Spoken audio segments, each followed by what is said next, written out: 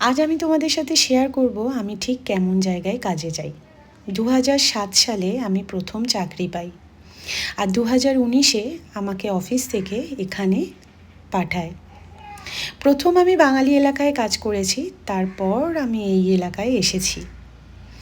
একটা সময় জানো তো, আমার ভীষণ মনে হতো যখন আমার লাইফে কিছু ঘটতো, কোনো প্রবলেমের মধ্যে দিয়ে যেতাম, তখন মনে হতো ভগবান কেন আমার সাথে ঠিক এমনটা করে, কেন আমাকে এত কষ্ট দেয়। কিন্তু বিশ্বাস করো, 2019-এ যখন এখানে আমি ফার্স্ট আসি, তখন কিন্তু আমি এই এলাকার মানুষজন, এই এলাকার পরিস্থিতি দেখে আমি অফিসকে অনেকবার জানিয়েছিলাম যে আমি এই এলাকায় কাজ করতে পারবো না দিদি। কিন্তু অফিস আমাকে বারবার বলেছে, সিমি ওখানে কাজ করো, ওখানে কাজ পাবে, অনেক বাচ্চা কাচ্চা পাবে। তো এই ভেবে আমি অনেকটা ধৈর্য ধরে এখানে পড়ে থাকলাম। আস্তে আস্তে জায়গাটা মানিয়ে নিলাম, মানিয়ে নিয়ে এখন এখানে কাজ করি বলতে পারো।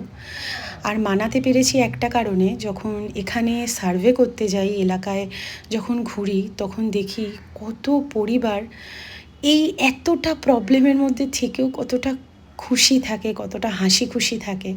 তো এই দেখে না আমার মন ভীষণ ভালো হয়ে যায়।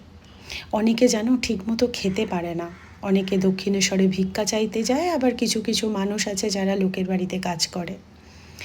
তো তাদের মধ্যেও এতটা শান্তি এই দেখে আমি ভীষণ শান্তি অনুভব করি। তখন আমার মনে হয় যে আমার প্রবলেমগুলো তো তুচ্ছ।